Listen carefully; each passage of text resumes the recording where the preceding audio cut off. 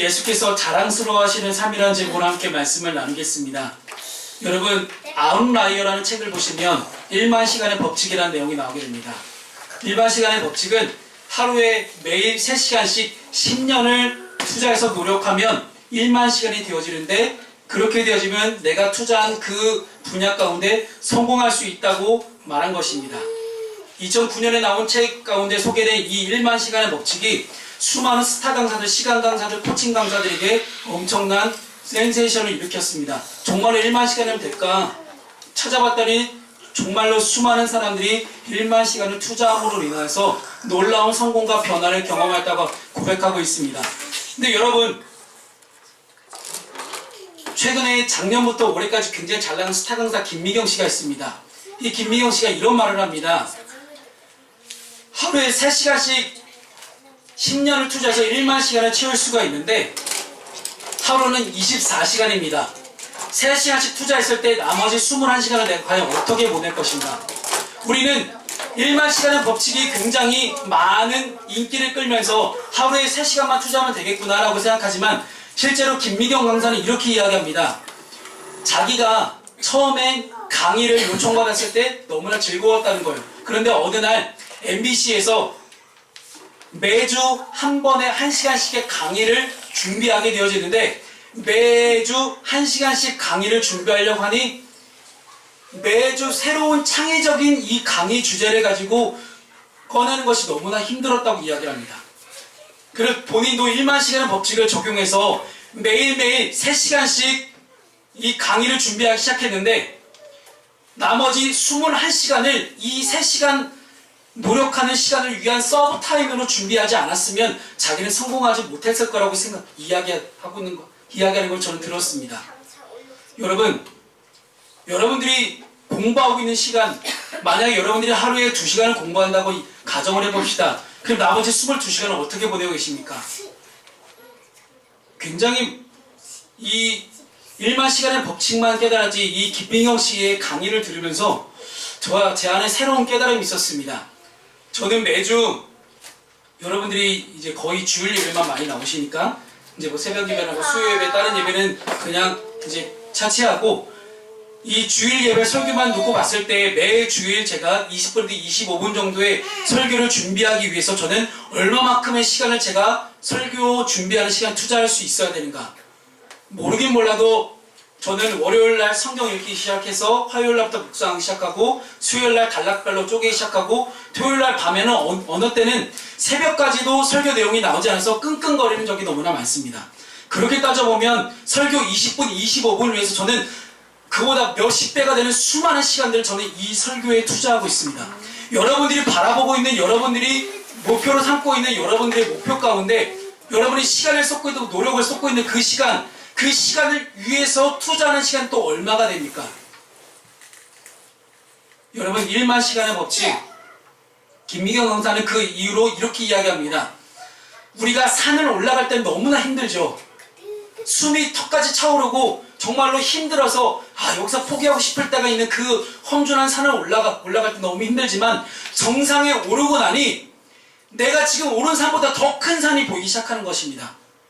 우리가 산 정상에 올라가기 전까지는 내가 오르고 있는 이 산보다 더 높은 산은 절대 보이지 않습니다. 여러분, 꿈과 목표와 희망을 높게 크게 가지시길 바랍니다. 저와 여러분의 삶 가운데 지금 당장 힘들다고 너무 힘들어하지 마세요. 내일 또 힘들 거예요. 내일 또 힘들 건데 왜 지금 이렇게 힘들어하세요? 말이 안 되나요? 여러분, 지금 힘들어하시는 여러분의 상황 다 이해가 됩니다. 공부하느라 힘들어 미치겠죠. 기말고사 본다고 우리 김민지 청년은 교회에서 밤을 새더라고요. 공부해야 되니까, 숙제 밀린 숙제 해야 되니까 힘들죠. 힘들지만 지금 내가 하고 있는 이 일이 나한테 적성에 맞는가 안 맞는가 고민하지 마세요. 1만 시간을 투자해서 내가 10년 동안 해서 성공한 다음에 그때 내가 깨달음이 올 수 있습니다. 지금은 나는 몰라요. 왜냐하면 과정 중이기 때문에. 세상에 그 어느 누가 과정 중에 이것이 나에게 맞는지 안 맞는지 누가 알 수 있겠습니까? 여러분, 1만 시간 10년을 투자해서 여러분 가운데 여러분 거를 한번 만들어 보십시오. 그때도 이것이 내 일이 아니다 생각하면 과감하게 버리고 다른 길을 선택하십시오. 늦지 않습니다. 또 1만 시간 투자하시면 됩니다. 힘들다고요? 세상 모든 일 가운데 안 힘든 일이 어디 있습니까? keep going on, keep going on. 계속 이렇게 이야기하지 않습니까? 계속 가라고. 지금 내가 멈춰봤자 이미 내가 걸어온 길들이 너무나 많고 지금 멈춰있는 이 순간 가운데 나는 다른 쪽으로 건너갈 수 있는 길들이 없습니다. 지금 여러분 있는 자리에서 10년 동안 꾸준히 목표를 가지고 달려가 보십시오. 목표를 하면서 수많은 목사님들을 만나게 되면서 목사님들과 교제를 하고 차를 마시면서 대화를 하다 보면 어떤 분 같은 경우는 만나면 만나는데 힘이 되어지는 분들이 있어요. 그 사람을 만나면 정말 힘이 솟아나요. 항상 좋은 이야기, 긍정적인 이야기를 쏟아 나오기 시작합니다. 그런데 어떤 분을 만나면 힘이 빠져요. 자꾸 부정적인 이야기, 왜 뭐가 이렇게 지원이 안 될까, 뭐 왜 이렇게 안 될까, 뭐 안 되는 이야기만 주구장창 늘어오는 분들은 만나가 돌아오면 그냥 힘이 빠지는 거예요. 나는 그 사람과 어떤 충분하게 그렇게 많은 대화를 하지도 않았는데도 불구하고 스스로가 힘들기 때문에 다른 사람까지 힘들게 하는 그런 분들을 만나게 됩니다. 그래서 저는 안산대학교 체포를 이제 거의 한 3년 넘게 이제 체포를 사역을 나가면서 굳게 다짐한 사실이 한 가지 있습니다. 저를 만나는 모든 학생들이 기분 좋게 해줘야겠다. 저를 만나는 모든 학생들에게 되든 안 되든 기분 좋게 이 체포 시간에 빠져나갈 수 있으면 얼마나 좋을까. 예전에 3년 전에 처음 체포를 나갔을 때 많은 학생들이 체포 끝나고 나가면서 불평과 불만과 얼굴에 근심이 가득한 얼굴로 핸드폰만 보면서 나가는 얼굴들 저는 항상 보게 됐어요. 너무 마음이 아프더라고요. 자라는 20살, 21살, 22살, 23살 이 청년들이 왜 대학교라는 이 좋은 공간에 와서 공부를 하고 있는데 단순히 체포 시간에 체포를 재미없다고 졸리다고 불평불만 하면서 왜 이렇게 나는 여기 있어야 되는지, 난 누군가 또 여긴 어딘가 하는 그런 대중과의 가사를 완전 내 가사처럼 여기면서 그렇게 나가는 얼굴들을 보면서 그때부터 제가 다짐했습니다. 싸이라는 가수의 노래를 보면 연예인이라는 노래가 있어요. 그대의 연예인이 되어 그대를 웃게 해줄게요. 이 노래 모르세요? 알아요. 적어도 목사 이렇게 앞에서 노래 부르면 이렇게 한 번 해준다, 이렇게 웃는다, 이런 거 정도는 해줘야 여러분들이 성도죠. 어떻게 신나는 노래 어떻게 그러세요 저한테. 근데 그 노래 가사가 전 너무 마음에 들었던 게 제 노래 같은 거예요. 물론 저는 연예인이 아니에요. 하지만 적어도 안산대학교에서 연예인급의 인기를 누리고 싶어하는 그런 목사입니다. 인기가 있다는 게 아니고 누리고 싶어합니다. 그래서 저는 만나는 학생들에게 즐거움을 주기 위해서 웃게 하려고 아무튼 제일 첫 번째 한 게 선물을 이제 갖다 주는 거, 그 다음 커피를 주기 시작했고요. 문상도 주기 시작했고, 가요를 부르기 시작했고, 체포 시간에 찬양해야 되는데, 찬양하고 학생들하고 자꾸 이야기하다가 자꾸 그냥 커피 주고 끝내는 경우도 있고, 이게 쉽게 가요. 왜냐면, 여러분, 교회를 온다는 거는요, 내가 예배를 드리러 오겠다는 거는 내가 누군가를 의지할 대상이 필요하고, 누군가를 만나고 싶고, 내가 위로를 얻고 싶고, 평안을 얻고 싶어 하는 거거든요. 근데 간혹가다 제가 체플 시간에 보면 그래도 체플 시간엔 그래도 좀 마음이 편하지 부담은 없잖아요. 그냥 와서 그냥 게임하면서 그냥 목사님 얘기만 들어주면 되니까 얼마나 마음이 편해요. 그래도 적어도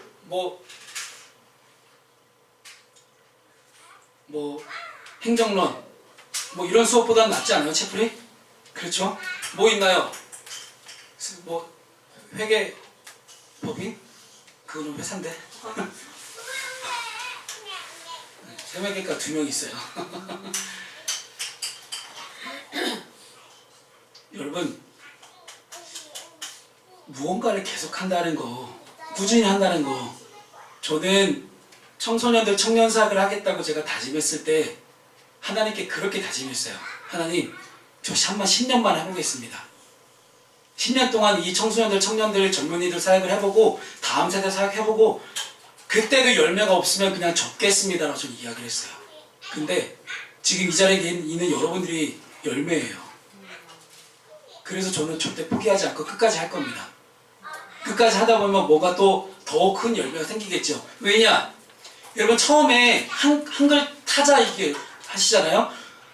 처음부터 따다다다 하시는 분은 없잖아요. 처음부터 500타 나오는 사람 없어요. 처음에 누구나 다 독수리 타법을 합니다. 누구나 다 독수리 타법 하는데 독수리 타법으로 1시간을 투자해도 A4 한 장 쓰기가 힘들었어요. 하지만 지금은 1시간 투자하면 뭐 한 장이 뭐예요? 5장, 10장도 나오잖아요. 그거예요. 나는 지금 힘들어요. 지금은 뭔가 없는 것 같아요. 지금은 이 길이 내 길이 아닌 것 같아요. 하지만 1년, 2년, 3년, 5년, 9년, 10년 하다 보면 굉장히 능숙해져 있는 나의 모습을 발견하게 돼요. 지금은 고작 독수리 타법을 A4 한 장 쓰는 실력밖에 없던 내가 10년을 꾸준히 하다 보니까 똑같은 시간을 투자해도 엄청난 효과를 불러일으킬 수 있는 그런 사람이 어느 순간 내가 돼 있다는 거예요. 근데 이 법칙이 뭐예요? 1만 시간을 투자하는 거, 꾸준히 하는 거, 10년을 내가 꾸준히 내가 이곳에서 몸담아 있는 거. 여러분 포기하지 마시기 바랍니다. 오늘 성경 본문에는 이렇게 포기하지 않는 사람이 나오게 됩니다. 사도 바울이라고 이야기하죠. 바울. 이 바울이라는 사람은 예수 그리스도의 복음을 전하기 위해서 전 세계를 다니고 싶어 했어요. 근데 하나님께서 이 아시아 지역이 아니라 이 유럽 쪽에 있는 이 도시를 돌아다니면서 소아시아와 유럽 쪽을 돌아다니면서 복음을 전하게 하셨습니다. 복음을 전하다 보니 이 예수 믿는 사람들이 핍박하는 어떤 사람들에 의해서 죽음을 당하기도 했고요. 성경 가운데 이렇게 이야기합니다. 죽었다가 살아났다고 이야기를 하죠. 여러분 사람이 죽었다가 살아날 정도면 얼마나 두들겨 맞고 얼마나 돌을 맞아야 되는 건가요? 그 당시에 사람을 죽이는 방법은요. 가운데 한 사람을 놓고 삥 눌러서 돌을 던지는 거예요. 이 사람이 죽을 때까지. 근데 지금도 중동에 가면 이런 처형법이 아직도 남아있습니다. 그래서 이스라엘권에서 무슬림들이 공개 처형할 때 이렇게 죽여요. 여자를 놔두고. 근데 그 여자가 왜 죽는지 아세요? 질투했다고. 왜 질투했는지 아세요? 무슬림은 아랍권은 일부 다처제예요. 분명히 A라는 남자가 B라는 여자를 만나서 결혼했어요. 근데 A가 또 C에게 또 만나서 장가를 들었어요. 근데 B가 C를 질투한 거예요. 질투했네? 너 나와. 죽여. 이거예요. 얼마나 오염인지 아세요? 이슬람법이? 근데 이 공개 처형적인 법으로 공개 처형법으로 바울이 죽습니다. 근데 하나님 다시 살리시죠. 그 자리 가운데. 그래서 다시 돌아다니면서 복음을 전합니다. 여러분 정말 죽을 것 같은 고비가 아니면 포기하지 마세요. 바울도 죽었다가 살아날 정도로 그렇게 고통을 당했지만 그래도 자기가 복음 전하는 일을 멈추지 않았습니다. 그랬더니 성경에서 가장 위대한 전도자로 남아있지 않습니까? 하나님께서 가장 사랑하시는 제자로 남아있는 사람이 바로 바울입니다. 저와 여러분 삶 가운데 이런 계속적인 그런 복음 전파, 계속적인 여러분 삶 가운데 꾸준히 목표를 가지고 노력해야 되는 일들이 끊이지 않았으면 좋겠습니다. 그런데 오늘 바울은 이 빌립보서는 빌립보라는 도시에 있는 교회에게 보내는 편지예요. 바울이 감옥에 갇혀있을 때 빌립보에 사는 교회의 성도들에게 너무나 기뻐하는 마음으로 보낸 편지가 이 빌립보서입니다. 왜 기뻐할까요? 바울이 감옥에 갇혀있고 바울은 지금 힘든 상황에 처해있지만 빌립보 교회 성도들이 바울의 자리를 대신해서 바울처럼 똑같이 복음을 전하고 있다는 소식을 들은 거예요. 만약에 오늘 오전 11시에 목사가 사라졌어요. 여러분 어떻게 하실 거예요? 집에 가실 건가요? 북극도서관 가서 다시 공부 시작할 거예요? 어떻게 할 거예요?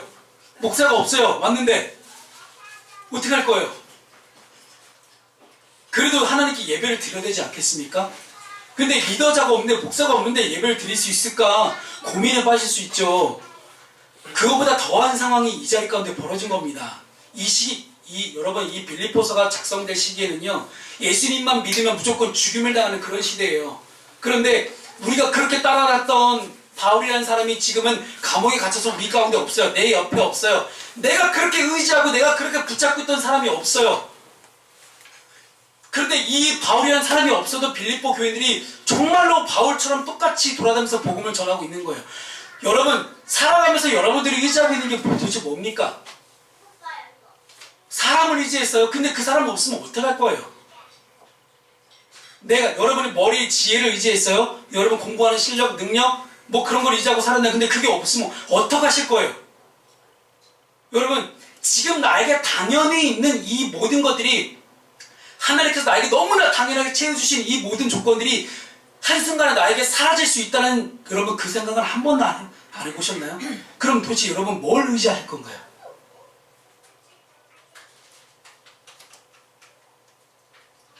그래서 우리가 의지할 분은 하나님밖에 없음을 고백할 수 있어야 됩니다.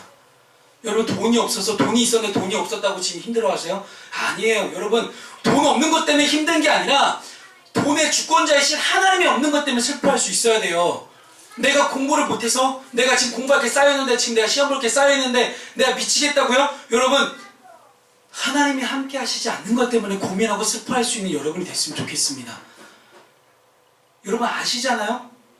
내가 공부할 수 있는 거 내가 미안합니다. 워낙 공부하는 청년들이 많아서 이 언니까지 공부하고 있잖아요. 우리 수윤이 엄마 빼고는 다 공부하는 사람들이에요. 그래서 그러다 보니까 제가 설교가 그쪽으로 흘러가는데 이해하시고 들어주시기 바랍니다.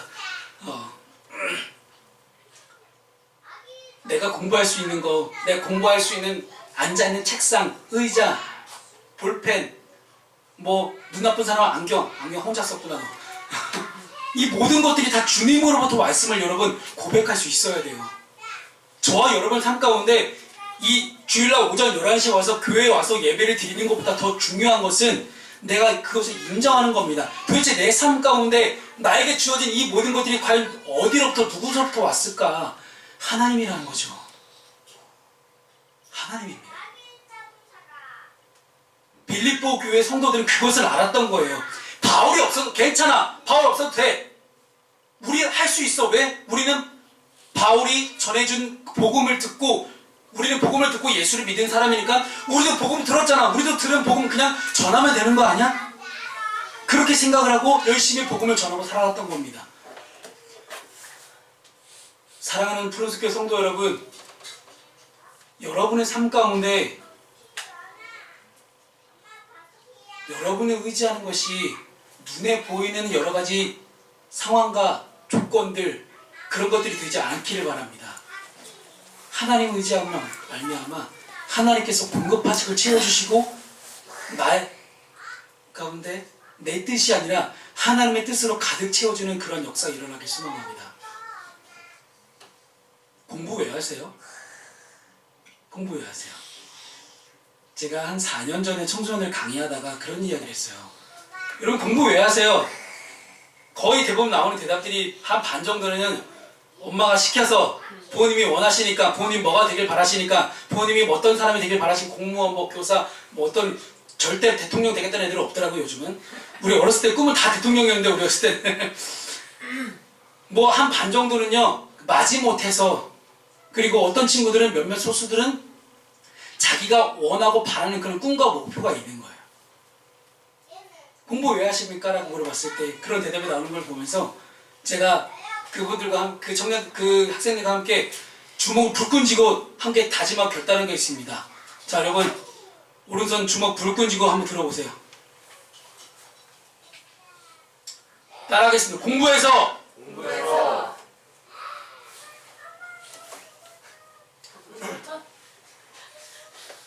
솔톤으로 좀 크게 제 스타일 아시잖아요. 여러분. 자, 따라하겠습니다. 공부해서 남주자 공부해서 남주자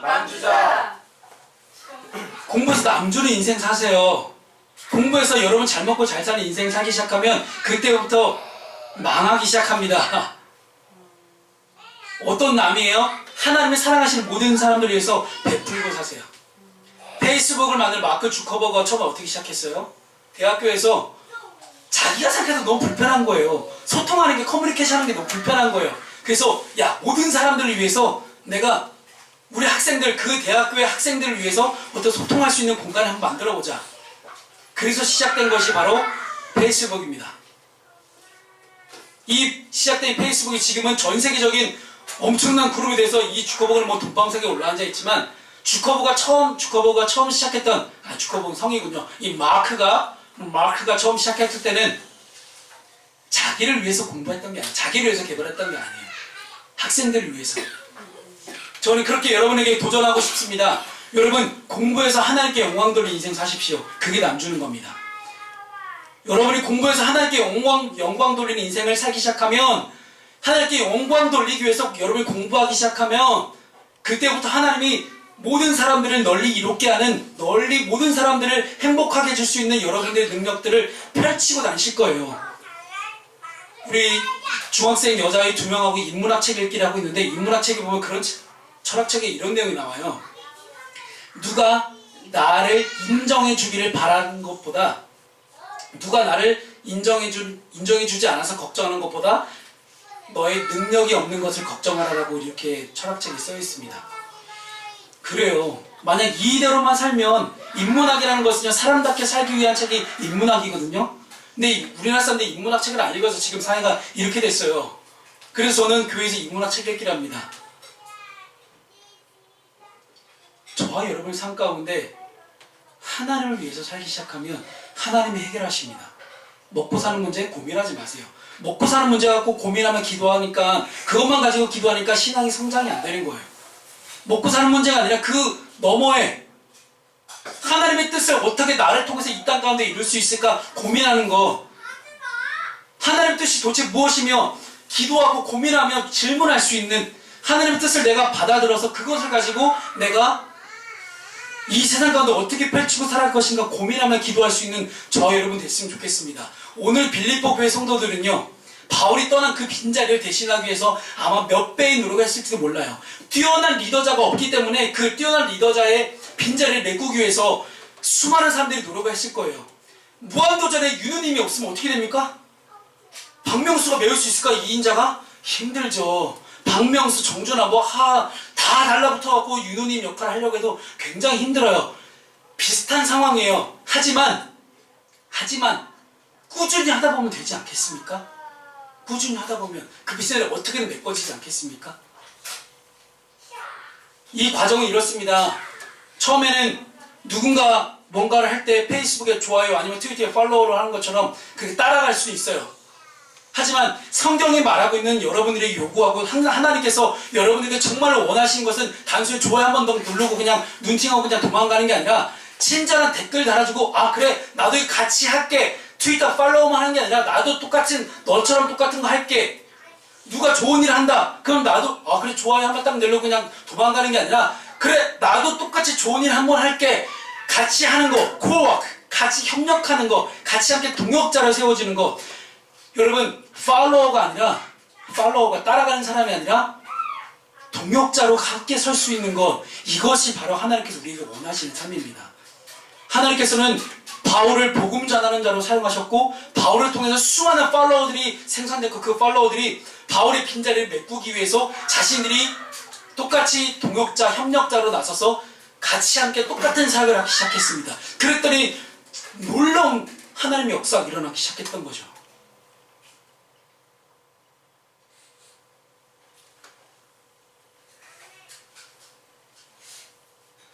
리더십 강의를 하다 보면 이런 내용이 나와요.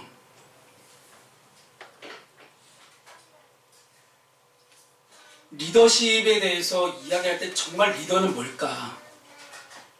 리더는 뭘까? 나는 이렇게 생각한다가 아니라 우리는 이렇게 해야 된다고 이야기할 수 있는 사람. 리더는 그런 리더입니다. 나의 것을 꺼내놓는 것이 아니라 우리의 것을 꺼내놓는 거. 그래서 저는 이 자리에 계신 여러분들이 다 리더가 되었으면 좋겠어요. 5대양 6대줄 다니면서 글로벌로 활약할 수 있는 그런 리더들이 다 되어서 정말 하나님의 뜻을 이 땅 가운데 이루기 위해서, 하나님의 복음을 전하기 위해서 5대양 6대줄 달릴 수 있는 그런 저와 여러분 되었으면 좋겠습니다. 말씀을 마치겠습니다. 빌립보 교회 성도들은 자신의 삶 가운데 더 중요한 문제들이 있었을 거예요. 하지만 지금은 공석으로 남아있는 빈자리로 되어 있는 이 바울의 자리를 메꾸기 위해서 너도 나도 리더로 자청하기 시작했습니다. 리더의 자리를 채우기 위해서 나도 리더 하다 보니까 같이 함께 합력하여 선을 이룰 수 있는 놀라운 동역자가 될 수 있었던 것입니다. 사랑하는 여러분, 예수님께서 자랑스러워하시는 삶은 함께하는 사역입니다. 무엇을요? 복음을 전하는 것을. 하나님이 원하시는 게 복음을 전하는 것입니다. 하나님 뜻이 궁금하시다고요? 복음을 전하는 게 하나님의 뜻입니다. 어떤 친구들은 기도 요청을 해요. 목사님, 도대체 저를 향한 하나님의 뜻을 모르겠어요. 그럼 저는 그렇게 대놓고 얘기해요. 복음 전하는 게 하나님의 뜻인데? 아니, 그런 거 말고요. 아니, 저희가 어떻게 살아가야 되고요. 하나님 그런 거 관심 없는데? 그럼 얘가 상처를 받아요. 상처받지 말고 잘 들어. 하나님은 네가 잘 먹고 잘 사는 것을 철저하게 이용해 먹으실 거야. 뭐를 위해서? 복음 전하는 것을 위해서. 근데 내가 복음 전하는 그 삶 속에서 내가 조금이나 빠져 있잖아요. 내가 먹고 사는 문제가 힘들어지기 시작해요. 여러분, 예수님께서 어떤 사람을 좋아하시고 자랑스러워하실까요? 주님만을 바라보며 주님을 사랑하며 주님이 걸어가신 그 길을 나도 따라가며 따라가는 사람에서 이제는 주님이 하셨던 그 일들을 똑같이 해낼 수 있는 사람, 제자라는 것이 그렇습니다.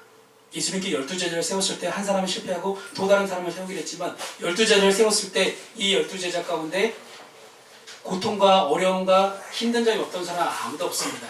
하지만 그들은 예수님이 걸어가신 그 길을 따라만 가다가 예수님이 승천하신 다음에 십자가에 못 박혀 돌아가셨다가 3일 만에 다시 살아나셔서 40일 동안 이 땅에 계시다가 승천하신 다음에 예수님이 하신 일들을 그대로 하기 시작했습니다. 저와 여러분 삶 가운데 예수님이 하신 일들을 그대로 따라 하시는 저 여러분 되었으면 좋겠습니다. 기도하겠습니다. 하나님,